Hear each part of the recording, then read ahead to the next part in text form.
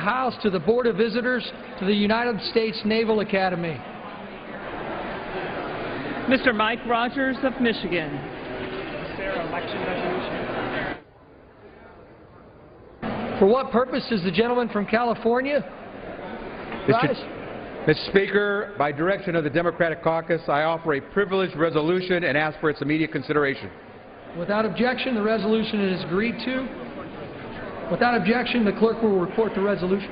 House Resolution 460, resolved that the following named member be and is hereby elected to the following standing committee of the House of Representatives. 1. Committee on the Judiciary, Mr. Cicilline. Without objection, the resolution is agreed to and the motion to reconsider is laid on the table.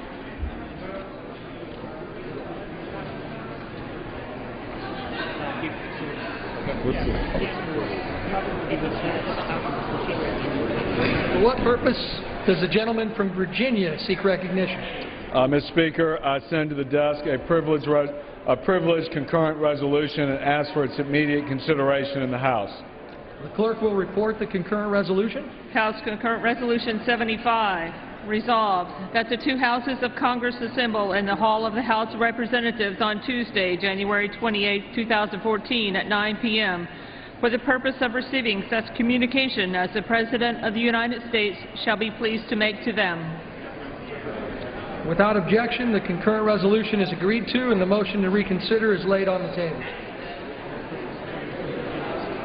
For what purpose does the gentleman from Virginia seek recognition? Mr. Speaker, I ask unanimous consent that when the House adjourns today, to adjourn to meet at 1 p.m. tomorrow. Without objection, so ordered. Good job.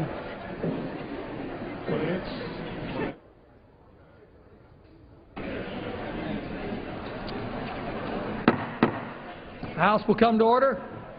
The Chair will now entertain requests for 1-minute speeches. For what purpose does the gentleman from Pennsylvania seek recognition? Mr. Speaker, request unanimous consent to address the House for 1 minute. Revised consent. Without objection, the gentleman from Pennsylvania is recognized for 1 minute. Mr. Speaker, the House is not in order. The House will come to order. Take all your conversations off the floor, please.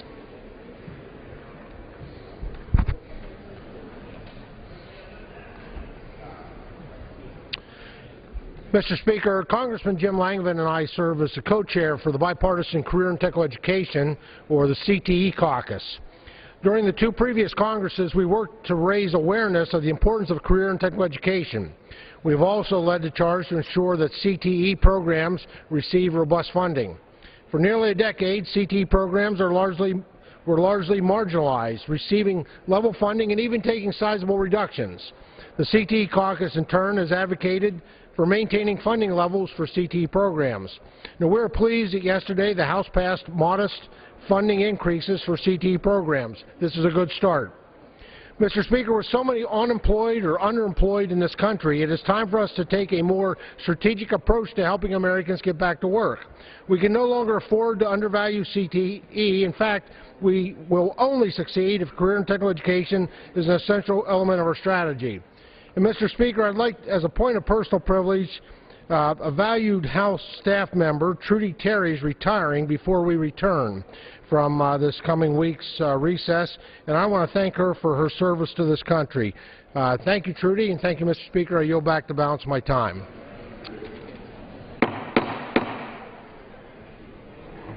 Please take all your conversations off the floor. For what purpose does the gentleman from Rhode Island seek recognition?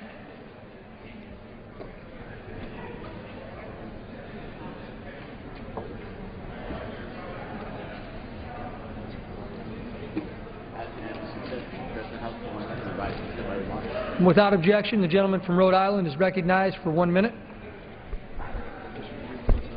Thank you, Mr. Speaker. I joined my colleague, Congressman G.T. Thompson from Pennsylvania, as co-chairs of the Bipartisan Career and Technical Education Caucus in commending House Appropriators and my colleagues for the increase in Perkins Act funding for career and technical education funding. This funding is vitally important for training the next generation of workers who will enter the career and technical education fields. These are good-paying jobs, and at a time where Rhode Island, my home state, has one of the highest unemployment rates in the country, this funding for career and technical education could not come at a more critical time. It is frustrating to see so many people out of work, and yet when you talk to businesses around our state, around the country, one of the main things that they have finding a real challenge is finding people with the right skills to do the jobs that are available right now. So by focusing on these areas of career and technical education, whether it be in IT or in woodworking or culinary, engineering, these are vitally important jobs in our communities, in our country, and they're going to do a lot to get people back to work. So I want to thank my colleagues for their support of the Perkins Act funding and career and technical education programs, and again thank my colleague Congressman G.T. Thompson from Pennsylvania for the bipartisan effort that he and I have put in to this vitally important area. Thank you, and I yield back the balance of my time. The gentleman's time has expired. For what purpose does the gentleman from Minnesota seek recognition? Ask unanimous consent to address the House for 1 minute and revise and extend my remarks. The gentleman from Minnesota is recognized for 1 minute. Mr. Speaker, yesterday I, along with Peter Welch, my colleague, and Senators Wyden and Isaacson, introduced the Better Care, Lower Costs Act, bipartisan legislation to truly bend the cost curve and improve chronic care management in Medicare. Medicare today, Mr. Speaker, is very different than it was in 1965, as 68% of all beneficiaries have 2 or more chronic conditions, which account now for 93% of all Medicare costs. Our legislation will help seniors like Darlene from my district, who suffers from multiple chronic conditions, including arthritis and diabetes. The complexity involved with gaining input from her many doctors and nurses makes it very difficult for her to manage her own health. This is a difficulty that many seniors typically face today. But by modernizing the Medicare payment system, paying for results, not just activity, incentivizing people to take care of themselves, and removing the barriers to innovation, we can ensure that seniors get the right care at the right time. We can also take advantage of healthcare technology and telehealth, so we can break down the barriers, geographic barriers, to bring chronic care management skills and experience of institutions like the Mayo Clinic in Minnesota to light. Mr. Speaker, we can create a better system, and this bipartisan group shows that it can be done with a little cooperation and collaboration, and I yield back. The gentleman's time has expired. For what purpose does the gentlelady from New York seek recognition?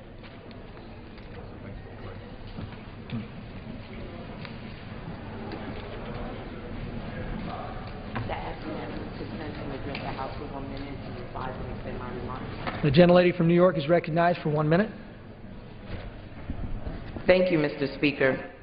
Mr. Speaker, I stand here before you to acknowledge and in remembrance of the 4th anniversary of the catastrophic earthquake in Haiti of January 2010. I come in honor and in awe of the unmitigated strength, hope, and faith of the Haitian people. Although there is still significant progress to be made, let us take this time to remember those who have died, those who continue living with the visible and invisible scars of trauma. We cannot forget those who still remain in IDP camps, subject to forced evictions, and living in squalid and precarious conditions.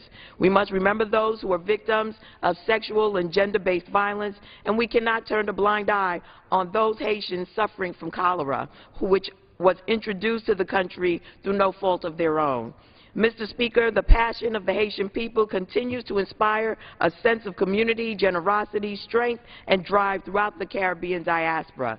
Therefore, I urge my colleagues to draw on the energy, will, and determination of the Haitian people and continue to fight to help Haiti to truly recover from the devastating earthquake of 2010. And I yield back the balance of my time. The gentlelady's time has expired. For what purpose does the gentleman from Pennsylvania seek recognition? Without objection, the gentleman from Pennsylvania is recognized for 1 minute. Thank you, Mr. Speaker. Yesterday I gave a speech on the floor drawing attention to the important pro-life rally that's occurring in Washington next week. And at one point I misspoke, and today I want to make it crystal clear that life begins at conception. And I'm proud of my record fighting and voting to protect the right of the unborn. Yesterday we also passed an important appropriations bill to move our nation in a financially sound way, and we've done for 4 years in a row reduced spending, and it's the first time since the Korean War. But equally important in that bill, it keeps in place laws that protect the life of the unborn, and for that I'm very proud of that vote we took yesterday. Thank you. I yield back. Gentleman yields back. For what purpose does the gentlelady from Florida seek recognition? I ask unanimous consent to address the House for 1 minute and to revise and extend my remarks. Without objection, the gentlelady from Florida is recognized for 1 minute. Thank you, Mr. Speaker. Dana Haberman from my home state of Florida is frightened. Despite the fact that she got her first job at age 15, despite the fact that she worked continuously in her entire adult life, despite the fact that at age 60 she lost a long-time job because of this country's economic downturn, despite the fact that she's been looking for a job every day and she's not found one. Despite all these facts, this Congress has failed to extend emergency unemployment insurance that would give her and thousands of Floridians a little bit of help in paying their electricity and water bills until they find their next job. Mr. Speaker, let us vote today to extend relief deserved by America's job seekers. Mr. Speaker, Dana Haberman from my home state of Florida is frightened. I yield back my time. The gentlelady yields back. For what purpose does the gentleman from New York seek recognition? I ask unanimous consent to address the House for 1 minute and to revise and extend my remarks. Without objection, the gentleman from New York is recognized for 1 minute. Thank you, Mr. Speaker. Yesterday, I and a number of our colleagues in the House asked for unanimous consent to bring up H.R. 3824, the Emergency Unemployment Compensation Extension Act, for a simple up or down vote. Time and time again, we were denied that simple vote. Mr. Speaker, poll after poll shows us that independents, Republicans, and Democrats support at least a 3-month extension of unemployment insurance. We continue to be in dereliction of our duty every day. We let this critical lifeline to our long-term jobless friends and neighbors expire. Last week, I met with 2 New Yorkers from my district who paid into this program for years, and they are shocked, as am I, Mr. Speaker, that elected officials in Washington continue to sit idly by without supporting them. A simple up or down vote. That is all we are asking for, Mr. Speaker. Let's pass this critical lifeline. Let's do what is fair and just, and let's get back to the business of growing jobs and our economy. With that, I yield back. The gentleman's time has expired. For what purpose does the gentleman from Wisconsin seek recognition? Consent to address the body for 1 minute, revise and extend my remarks. Without objection, the gentleman from Wisconsin is recognized for 1 minute. Thank you, Mr. Speaker. I am honored to be a part of the Safe Climate Caucus and speak on the urgent need to take action on climate change. The effects of climate change are undeniable, and their consequences are unavoidable without action, and that means action by Congress.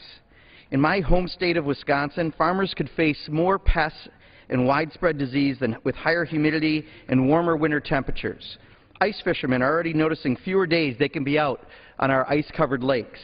By 2055, winters in Wisconsin are expected to be 7 to 9 degrees warmer, and by the middle of the century, extreme heat in Wisconsin, which is responsible for more deaths in my state than any other natural disaster combined, will be more prevalent with up to a month more of 90-degree-plus days.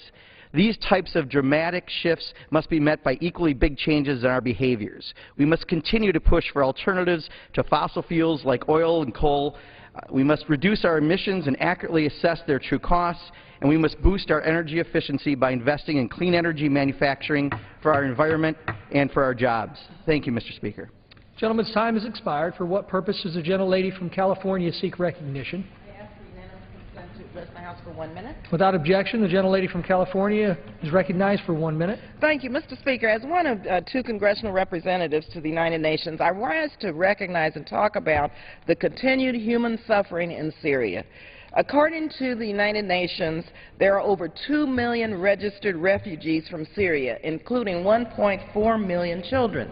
Last September, the United Nations Security Council urged Syria to take immediate steps to grant organizations full access to conduct relief operations. Yet today there are reports that the government continues to block aid to victims desperately in need of relief, causing needless hunger and suffering among Syria's civilian population. These actions are not just an offense against our conscience, they are also offenses against international law and United Nations obligations. As world leaders gather next week in pursuit of a political solution, we must hold all parties to the Syrian conflict accountable and find a negotiated settlement to ending this crisis once and for all through the hard work of diplomacy. I am proud that the United States is the leading donor of humanitarian aid, and I am pleased that the omnibus bill we passed yesterday included increased funding to support our ongoing humanitarian response. Gentlelady's time has expired. For what purpose does the gentlelady from Texas seek recognition? Speaker, I ask unanimous consent to address the House for 1 minute. Without objection, the gentlelady is recognized for 1 minute. Thank you very much, Mr. Speaker. I rise to say that we are, in fact, our brothers and sisters' keeper. And I want to debunk the terrible definition and description of some 1.3, now 1.9 million unemployed Americans. I reject the theory that they only sit around for unemployment and will not look for a job unless they are not getting unemployment insurance. When everybody knows that the requirements of emergency unemployment insurance requires individuals to look for work. And everyone that I've spoken to, including the story of the woman in New York, 58 years old, who's looked for work over and over and likewise is desperate and devastated because she is not able to provide for the bare minimums. I've introduced H.R. 3888. I asked my colleagues to join me in legislation that will target and train the chronically unemployed, provide their unemployment insurance, and give them a stipend for emerging industry training. I asked my Republican colleagues, if you're interested in jobs, jobs, jobs, join this legislation. But right now, today, let's stay here and vote on unemployment insurance for the millions of Americans who have contributed and shed their blood, many of them veterans, many of them willing to sacrifice, and all they need is a helping hand. Pass unemployment insurance. Where is our heart? I'll yield back. Gentlelady's time has expired. For what purpose does the gentleman from Texas seek recognition? Thank you, Mr. Speaker. I ask that unanimous consent to address the House for 1 minute and to revise any similar. Without objection, the gentleman from Texas is recognized for 1 minute. Thank you so much, Mr. Speaker. I'm sure every member of Congress thinks that his or her district is the most beautiful, the most unique of all. But the 23rd District in Texas is about 24% of the land area of Texas. It's a huge, huge area. And I'd like to highlight in 1 minute parts of the 23rd, take you around the 23rd in 1 minute. And I think it's appropriate to start with the city of Alpine, my hometown. Alpine is the county seat of Brewster County, which is the largest county in Texas. It is the home of Sul Ross State University. Sul Ross has more national rodeo championships than any other college or university in the nation and is the home birthplace of the National Intercollegiate Rodeo Association. If you have the opportunity, look up Brewster County, look up Alpine. I'm thinking about Alpine a lot as I go home this weekend to address the Chamber of Commerce for my first time as a member of Congress, and I'm so looking forward to being home in the highest, tallest peaks of West Texas. Mr. Speaker, thank you so much, and I yield back the balance of my time. The gentleman yields back the balance of his time. Are there further requests for 1 minute speeches? Seeing none, the chair lays before the House the following personal request. Leave of absence requested for Ms. Slaughter of New York for today. Without objection, the request is granted.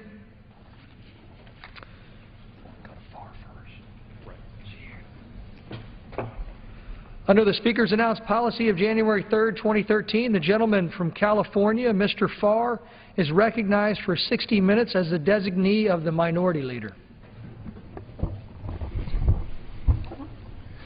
Thank you very much, Mr. Speaker. I rise today to honor the lives of Navy sailors who were tragically killed in last week's helicopter crash off the coast of Virginia.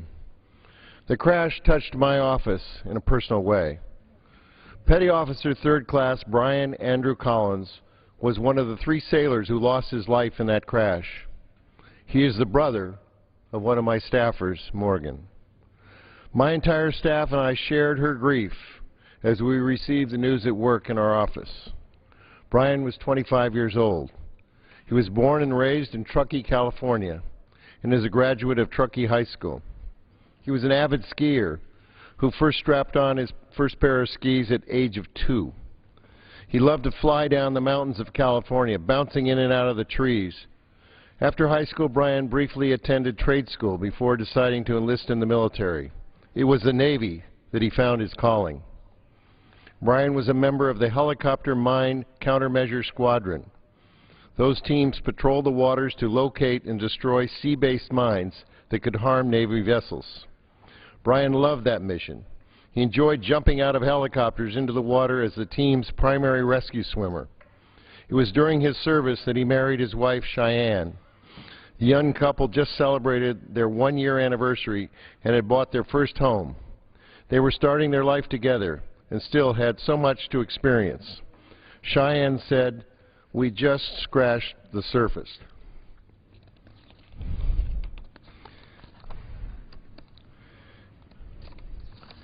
I will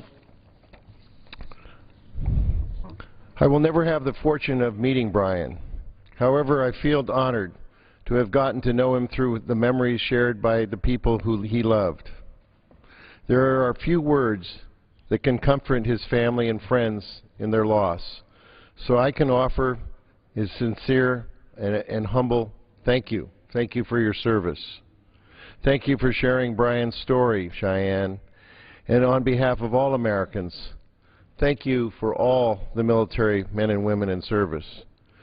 And I ask that this House adjourn in a moment of silence in honor of the life of Petty Officer 3rd Class Brian Collins and his 2 fellow crew members who lost their lives in that crash, Lieutenant Sean Snyder and Lieutenant Wesley Van Dorn.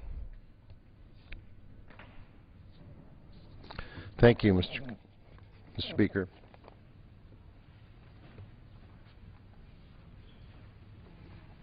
Gentleman yields back.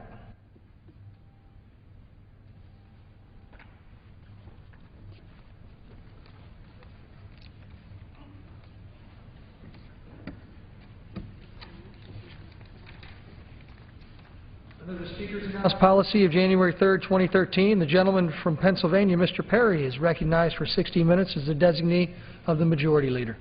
Thank you, Mr. Speaker. At this time, I would like to recognize my colleague, the gentleman from Indiana, Mr. Rokita.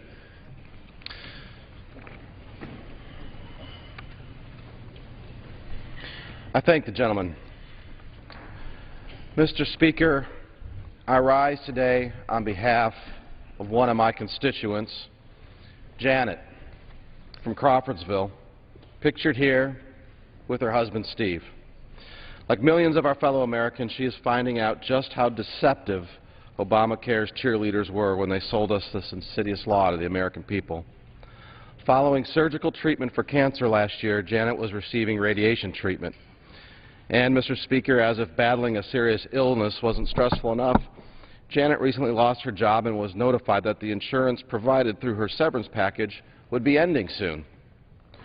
Her family faced the decision to either continue the same coverage under what we call COBRA or enroll in an Obamacare plan. She was skeptical of the process of enrolling in Obamacare, but as the end date of her employer-sponsored insurance loomed, she was reassured by the news that the President and his team had fixed the technical glitches plaguing healthcare.gov. Mr. Speaker, I wish I could report that the story ends there on a good note, but, like for millions of other Americans, it only gets worse.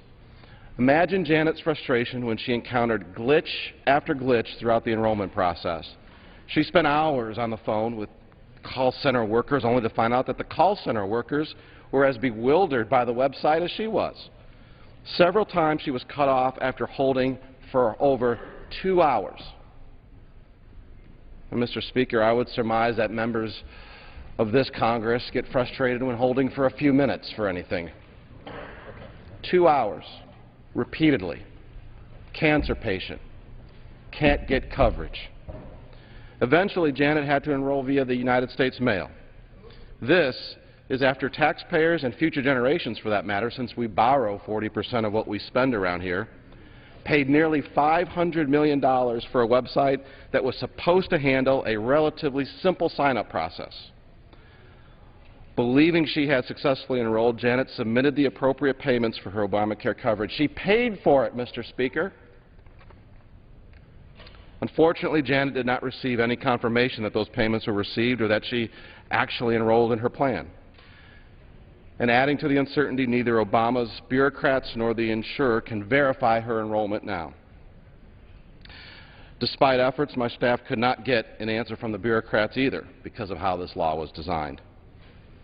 Meanwhile, Janet continues to receive notices that payment is due, again adding insult to injury, since she already submitted her payment. And it still doesn't end there. Janet was also informed that she can no longer continue her cancer treatment with her doctor of choice, as a provider would only be able to accept certain health care plans off the Obamacare exchange. The plan Janet chose did not qualify, and it was virtually impossible to verify this during the enrollment period. Janet will have to continue her cancer treatment at a new doctor several times per week. Thankfully, she's allowed to do that, but that doctor is a 60-mile round-trip drive. Obamacare has only served to exacerbate already trying and complicated health care issues with bureaucratic red tape and customer service so terrible, it's one only this federal government can provide. Like many Hoosiers, Janet was misled by Obamacare's proponents. Her choices have been severely limited, and she is hardly able to shop around for a doctor she is comfortable with. This is not health care reform. Obamacare is leading to a health care crisis. I continue to receive stories, and I know you do as well, from Hoosiers about how Obamacare has misleadingly done the complete opposite of what was promised. Insurance policies continue to be canceled. Premiums are skyrocketing and deductibles are soaring. Choice has been reduced, not amplified. And specialty services are in increasingly short supply. In other words, they're being rationed. I will continue fighting to repeal and replace this insidious law for people like Janet and millions of Americans in similar situations. And I want to thank Mr. Perry from Pennsylvania for yielding such time. I yield back to him. And thank you, Mr. Rokita.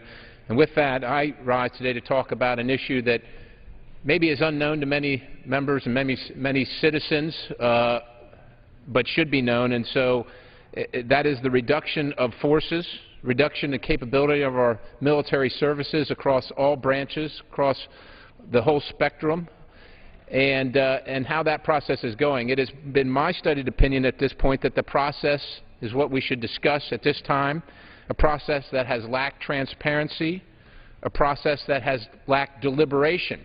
Now, while I believe, it is this member's belief that the chiefs are under, and DOD is under significant pressure from administration to defend this nation, it is also under significant pressure to make cuts, and not only to make those cuts in a very particular way, which is part of the discussion today, which is the cuts to the reserve forces. And before I recognize some of my colleagues, just want to provide some definition from the Joint Staff, the definition of the operational reserve, which is your Guard and Reserve.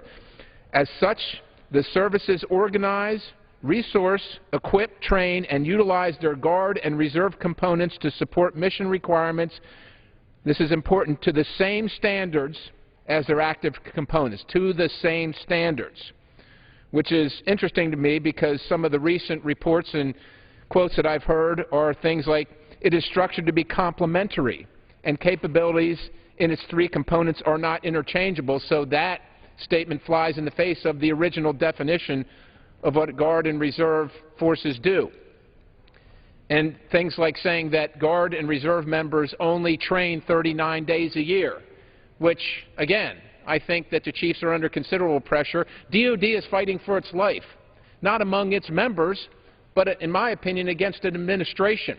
And they're doing what they have to do. But I joined, I'm an Army soldier. I joined an army of one, not an army of some of us get this and some of us get that. We all do the same work together at the same level. And that's the expectation, as it should be. But that's what we're going to discuss for the next hour. I reserve the balance for myself, whatever time I might use, but at this time I would like to recognize my colleague and friend from Pennsylvania, Mr. Dent.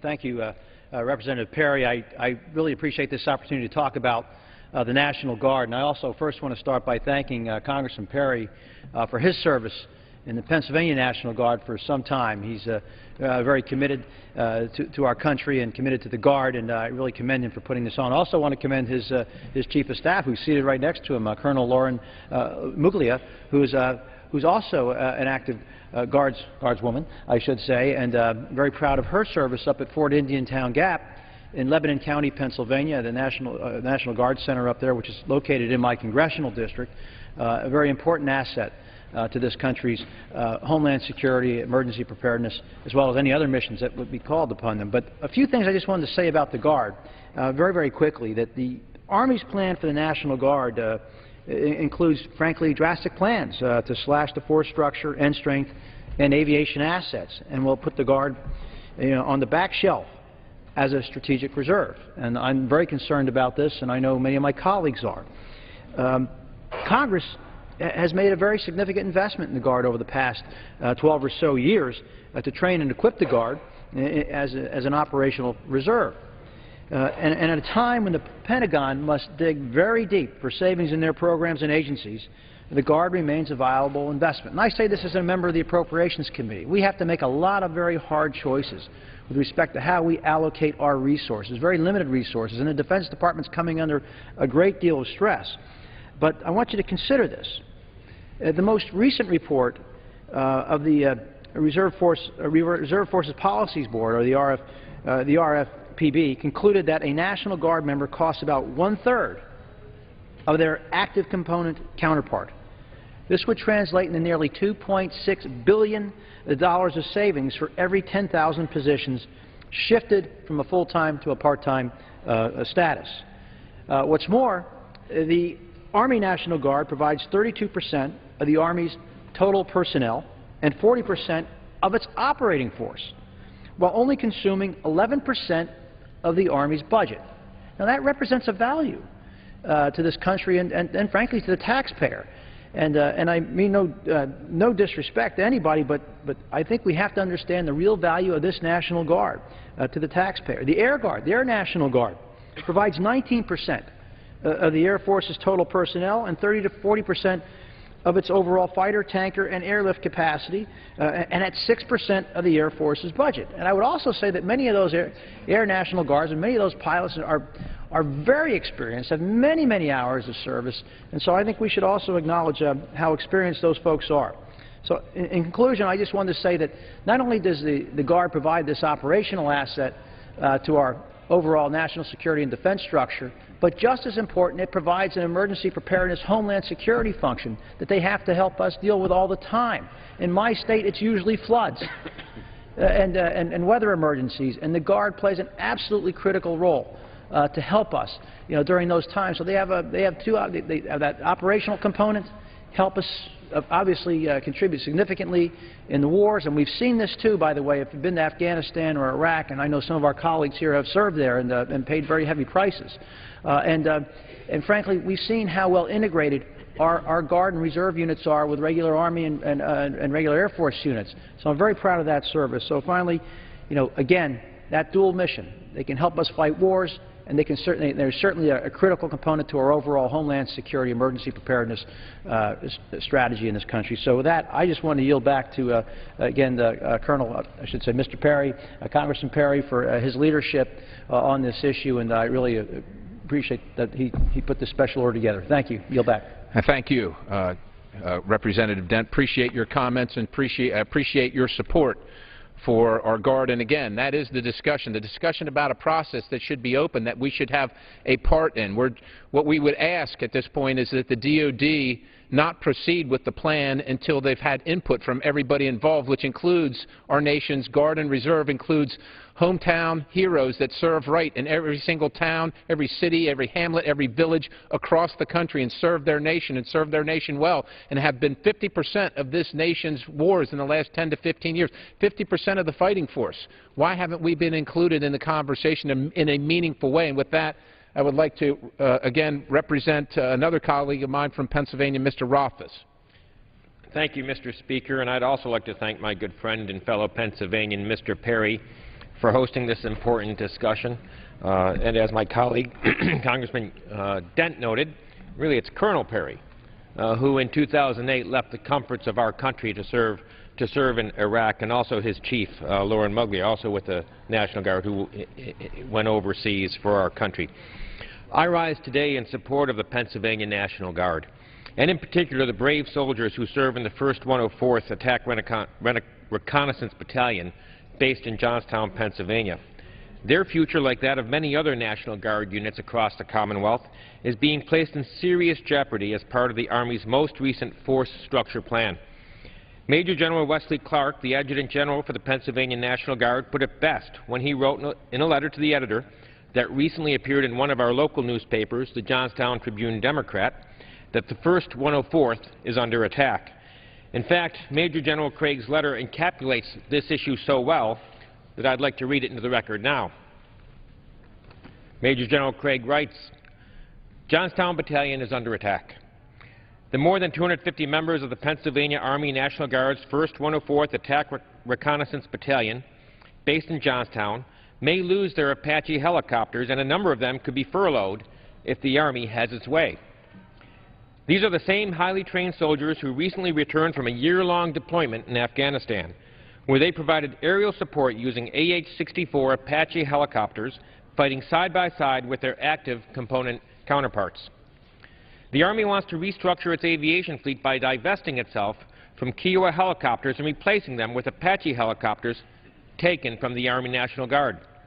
Consequently, the removal of 24 Apaches from our inventory in Johnstown will render the 1st 104th a non-mission capable force when it comes to defending our nation at home and abroad. In turn, the Army proposes to replace the Apaches with only 12 other aircraft, a 50% reduction in the number of aircraft that we have in Johnstown. Detrimental actions like this prove that the National Guard is still considered second-rate by the active component, despite the Guard demonstrating its competence and effectiveness over the last 11 years of war. Taking away highly trained personnel and equipment from the reserve component, which costs a fraction of what it does in the active component to operate, does not make sense for our community, Commonwealth, or country. Major General Craig concludes, "Having worn the uniform for more than 40 years, I too have been trained to fight, and fight I will for the skilled and courageous troops of our nation's reserve forces." Signed, Major General Wesley Craig, Adjutant General, Pennsylvania National Guard. Mr. Speaker, there are better options than this. Let's commit to working together to ensure that the National Guard units like the 1st 104th continue to receive the support they have earned and deserve. I thank the Speaker. I yield back. And I thank the gentleman from Pennsylvania. And at this time, we're going to talk a little bit about aviation and Guard aviation in particular, because it's something that I've been familiar with since the mid-1980s when I first went to flight school.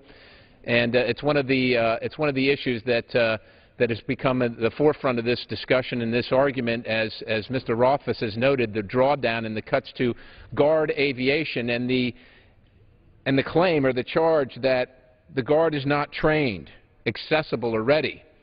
And with that, I just harken back to my short time in Iraq when I served with some of the finest aviators on the planet from Alpha 106 from Indiana. A group of fine people under my command in the task force that had been in Iraq, many of them before, and told me the stories of their time there before, and they were just above reproach. They were the most professional and well-trained individuals that were competent to do the mission from the day they showed up on the ground, and they proved that every single day for a year. And with that, I would like to recognize my friend from the great state of Illinois, who also served with those fine individuals from that very company and has sacrificed greatly for our nation, who would like to discuss this issue as well, and that is Congresswoman Duckworth.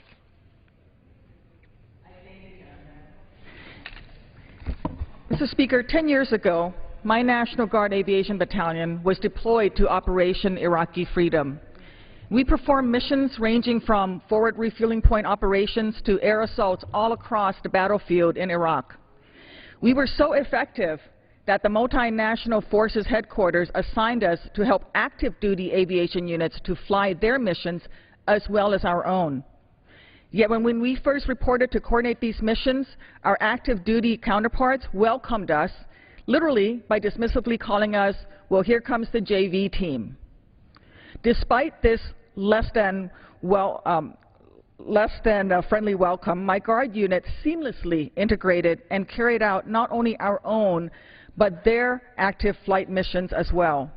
In the process, we gained trust and mutual appreciation and respect. We've come so far as a nation and as a military.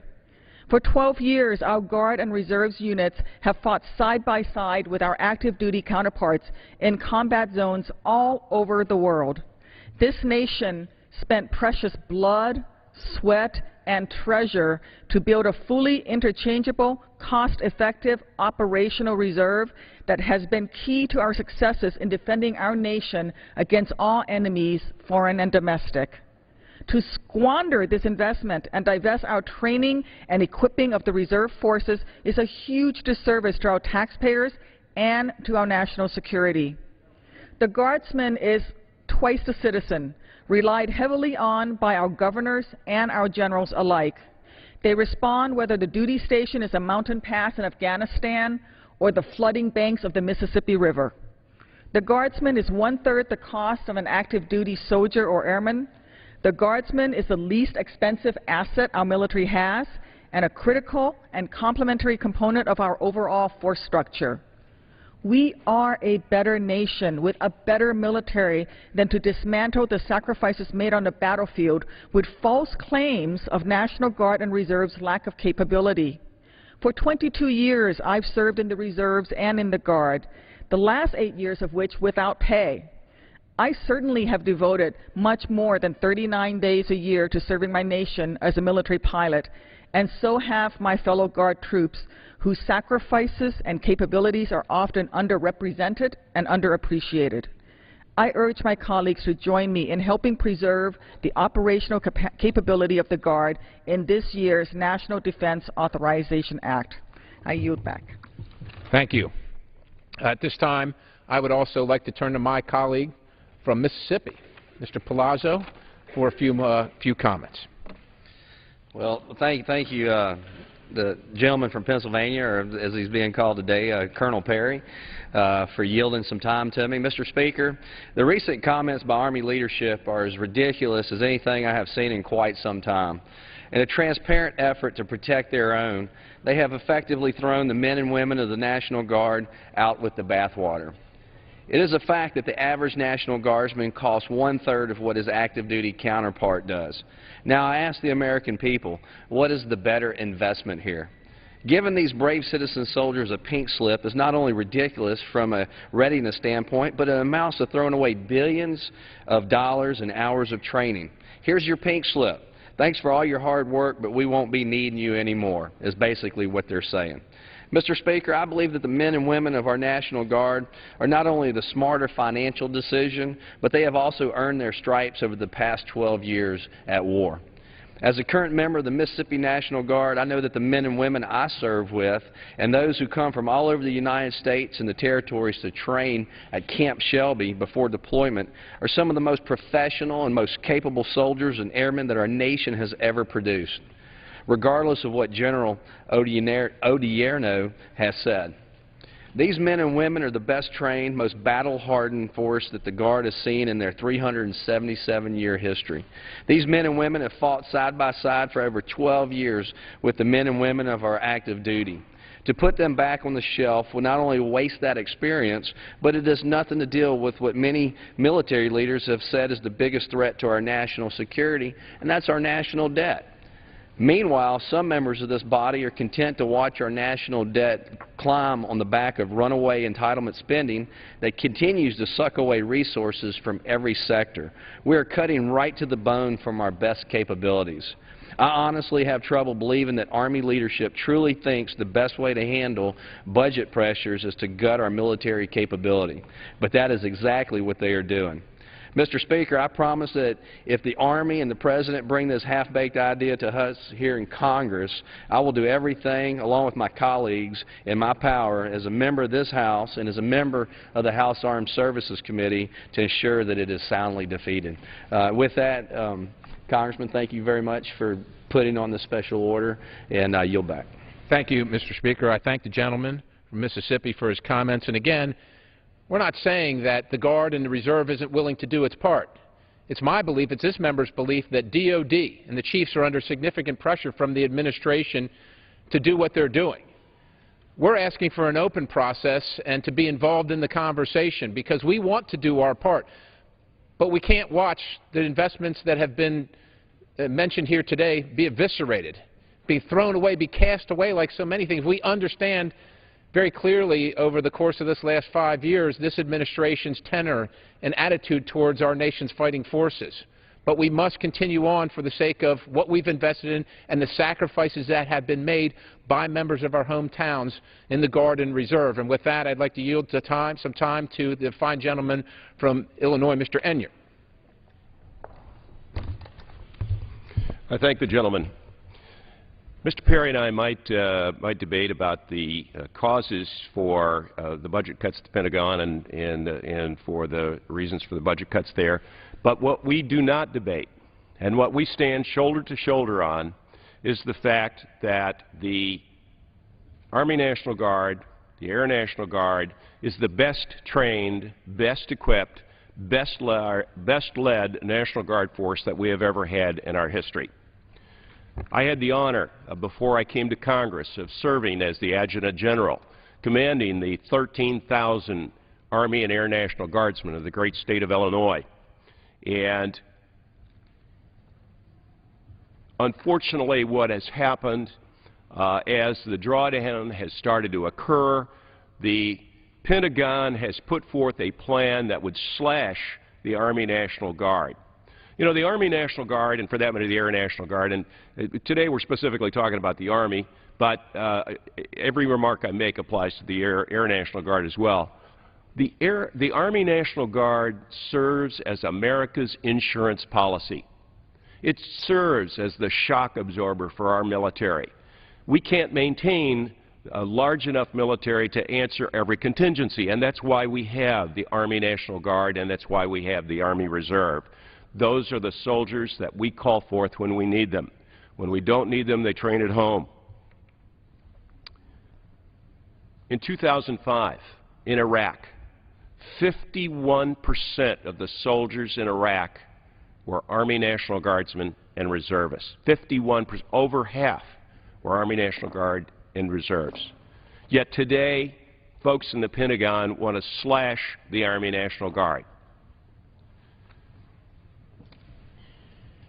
You know, we had a blizzard in Illinois last week. That blizzard was so bad that Interstate 57 at its juncture with Interstate 70 in Effingham, Illinois was closed. There were 6 jackknife semi-trucks. There were 375 cars stacked up. Couldn't get through. Snow blowing. 35 below wind chill factor. That blizzard was so bad that the wreckers couldn't get through it. That blizzard was so bad that the snowplows, the Illinois Department of Transportation, could not get through. Who got through? What did the governor do? The governor called out the Illinois National Guard. He called out those battlefield wreckers that serve the purpose in battle of going forth on the battlefield and pulling Humvees and other Army vehicles that are damaged and inoperable off the battlefield. Those 8-wheel drive vehicles could get through that blizzard. They could get through those snow drifts. They rescued those hundreds of stranded people in those 375 cars and 6 semi-trucks on Interstate 57. Now, you know, that equipment, that's wartime equipment. And you know what the folks over in the Pentagon are arguing today? Well, they're going to strip every single AH-64 attack helicopter out of the Army National Guard, saying, well, the governors don't need them. You know, what do you need an attack helicopter in the Illinois National Guard or the Pennsylvania National Guard or any other National Guard for? And by the way, Illinois doesn't have AH-64s, so I don't have a dog in this fight other than supporting the National Guard. The Pentagon is saying you don't need them. What's the first maxim you learn in the Army? You train as you fight. You have to train as you fight so you know what you're doing when you go into battle. That's why the Army National Guard needs those attack helicopters, so they can go into battle with them. They will train with them so that they can fight with them. Based on the Army's logic, the Illinois National Guard wouldn't have had those battlefield records to go in and rescue those people. We can't let this happen to the National Guard. You know, I went to the retirement ceremony for Lieutenant General Bill Ingram this week over at Fort Myer, and General Ingram was the TAG of North Carolina. We served together as TAGs. He commanded North Carolina, I had Illinois. He got promoted to Lieutenant General. I got demoted to Congress. But at his retirement ceremony, he got up and spoke. And what was the first unit that the Army called up out of North Carolina in 2001 when we were ready to go to war? It was the attack helicopters. It was the AH-64s. They were the shock absorber. They were the insurance policy for America. You know, while we're talking about the Pentagon, when you look at the Pentagon today, you look at the active duty military establishment, we have more generals and admirals today than we had during World War II. We have an army of less than 500,000 people, and World War II was about 5 million. It was about 10 times the size. But today we have more generals. And every one of those generals on active duty has a staff, and they have cooks and drivers and so on and so forth. Right now they have 250 one- and two-star generals serving on active duty in the Army. We have now a division. You need to understand a division is commanded by a two-star general. Does anybody in here besides Representative Perry and Representative Duckworth know how many active duty divisions we have in the United States Army? We have 10. That's 10 two-star. We have 250 on active duty.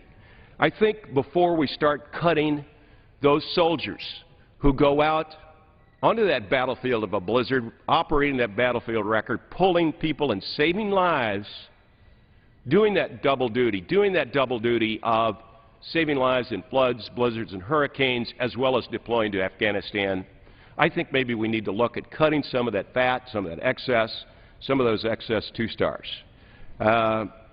That's what we need to do. We need to preserve our insurance policy. We need to preserve that best-trained, best-equipped, and best-led National Guard force that has fought for us not only in Afghanistan, not only in Iraq, but also on the home front. And one last pitch for the Illinois National Guard. We have had Illinois National Guard soldiers on duty 24 hours a day, 365 days a year, in the battle, first in Iraq and then in Afghanistan, every day since we went into Iraq. Every single day. National Guard soldiers. So to those folks over in the Pentagon who think that National Guard soldiers are second-class soldiers, I've got a few brave people I'd like you to meet. And one of them sitting right there, Lieutenant Colonel Tammy Duckworth. Thank you very much, Mr. Perry. Thank you. And Mr. Speaker, I thank Mr. Enyart for his service to our nation, both in military forces as well as here in Congress, and I'd like to just reflect upon his remarks as well. It's my intent to bring a different standard of decorum and bearing to the discussion. Again, we understand that DOD is under significant pressure in fighting for its life. We would like a place at the table to have the discussion because we don't think that a proportional cut, you know, if you're cutting 100% and you say 50% to the active component and 50% to the reserve component is the same thing, it's not the same thing if the reserve component costs 1/3, yet you yield the same results when you have those service members on the battlefield. And we're going to continue the discussion, but at this time I'd like to recognize my friend, the gentleman from Florida, Mr. Yoho.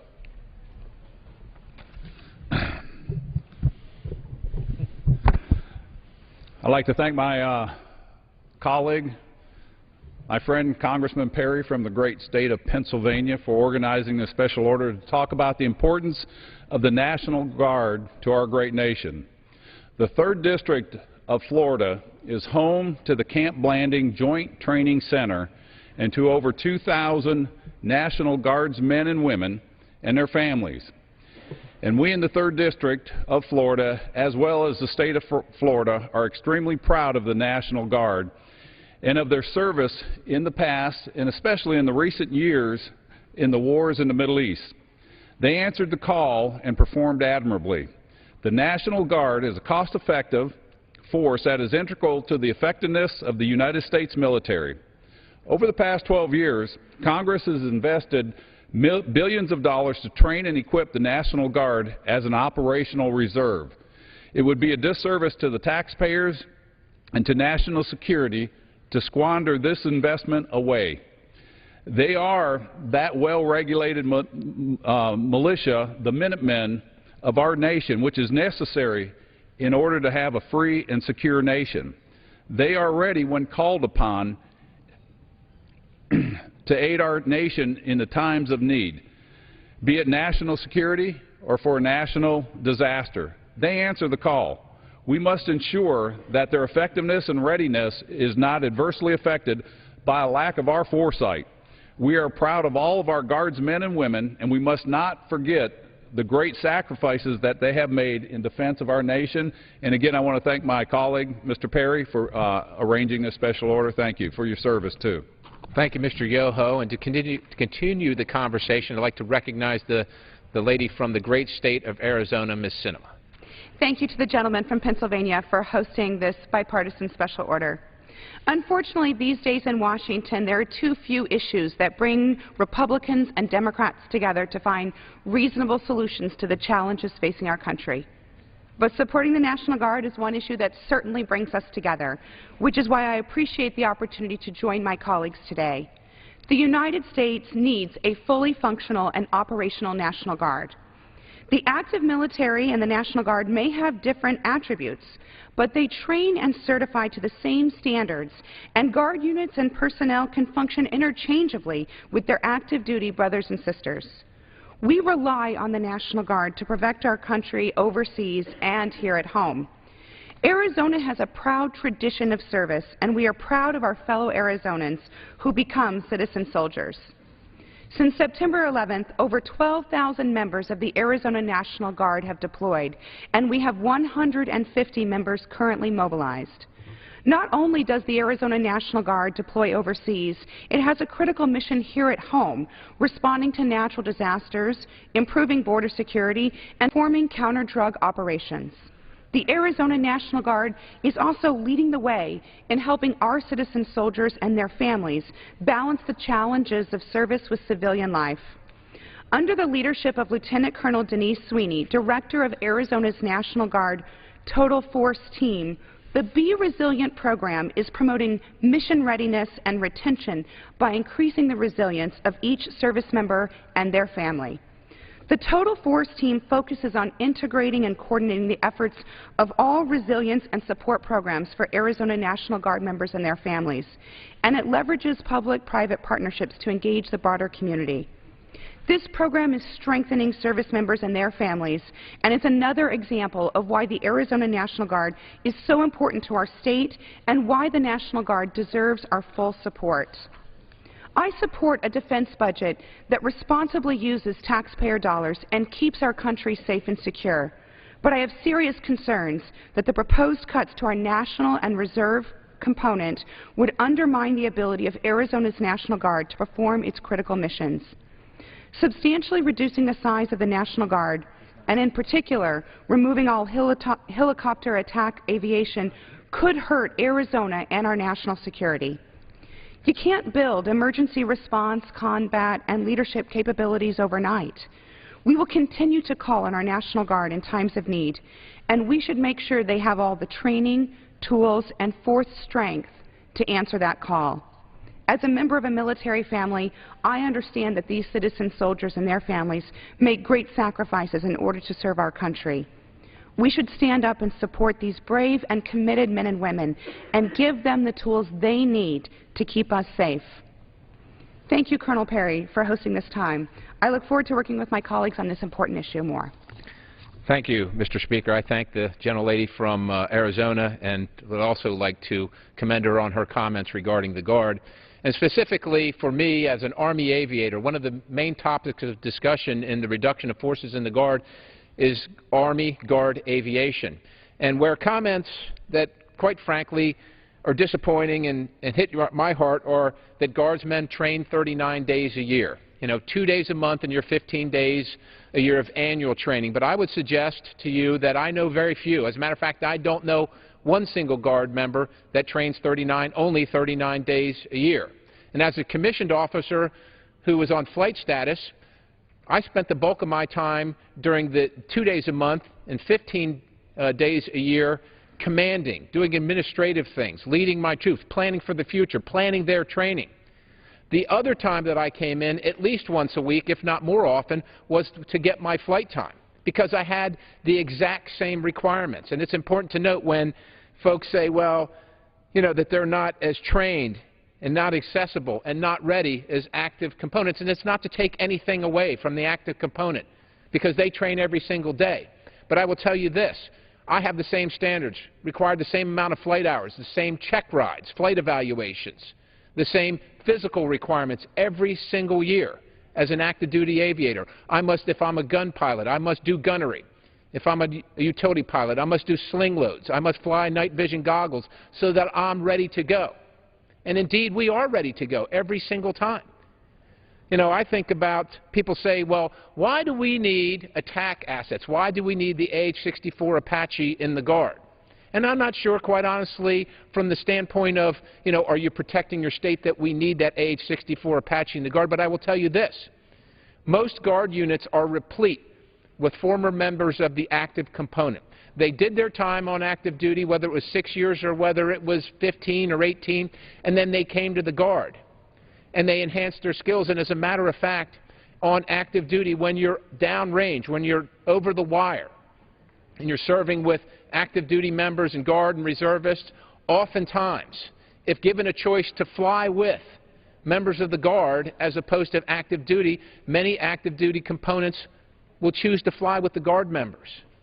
And there's one simple reason. It's because the active duty component, even though they're serving all day long, every day of the year, as a captain, you're administering your administrative duties. You're leading your troop. You're planning their training, but you're not flying. And so the bulk of the experience in doing the job of flying the aircraft is actually in the Guard. And if you have a choice between flying with a captain and a lieutenant who have 800 hours between them, or flying with a Guard CW4 and a captain that have 35 to 4,000 hours between them in difficult terrain and difficult conditions, what would you choose? The mechanics that work on these aircraft don't work on them just a little bit and then move on to something else. They work on these aircraft for 20, 30 years at a stretch, and so they know every single thing about them. They live with them. They sleep with them. And oh, by the way, many of these folks are active Guard and reserve, so it's not just 39 days a year, not only more than that, it's every single day of the year. And that's why the Guard and the reserve are ready to go when called upon, and people will say, well, you're not ready to go. You've got to go to a MOB site and train before you can go. And as a task force commander, battalion commander who went through that, I was ready to go. I met my minimums, and I met every single requirement that the active component met, and so did all of the members of my unit, men and women who had served for years and years. But when they send you to a place like that, they give you a unit from Illinois, they give you a unit from Alaska, a unit from Oregon, a unit on active duty, a unit from the reserves, and you haven't worked together. You got to spend a little time figuring out your SOPs, your standing operating procedures, so that you can work together, and that does take some time. And I would also say that sometimes the Guard and Reserve, things are placed upon them for training purposes that the active component says we need, when we would argue we don't need, and they slow us down from getting to the fight. As an aviator, I wondered why I had to get into the heat trainer. I had to do rollover drills in a Humvee.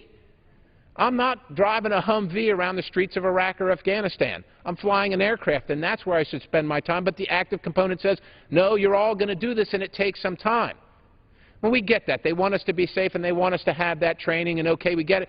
But our core mission, the things that we do, the things we train for, the things that the taxpayers pay for, is exactly the same for an Army aviator in the Guard as an Army aviator serving on active duty. Now, it might not be the same for an artilleryman or an infantryman or a medic or something like that. It might not be. I don't know because I don't serve in those branches, but I know my branch. And I would say that each of us have our strengths, and we recognize that. We recognize the active component strength.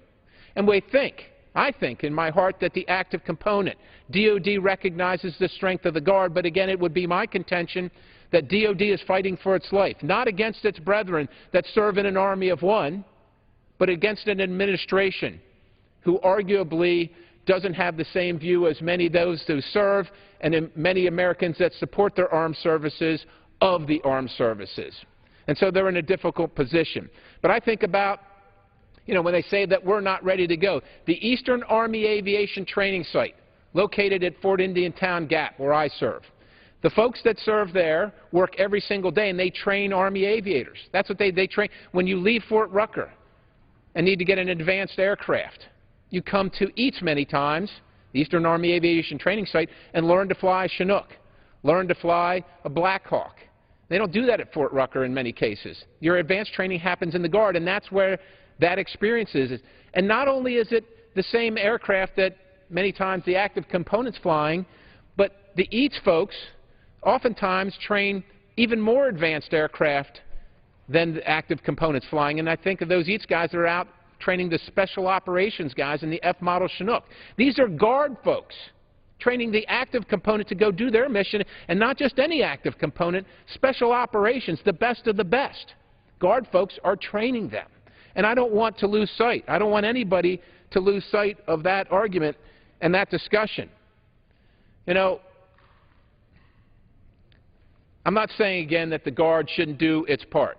We are ready to do our part.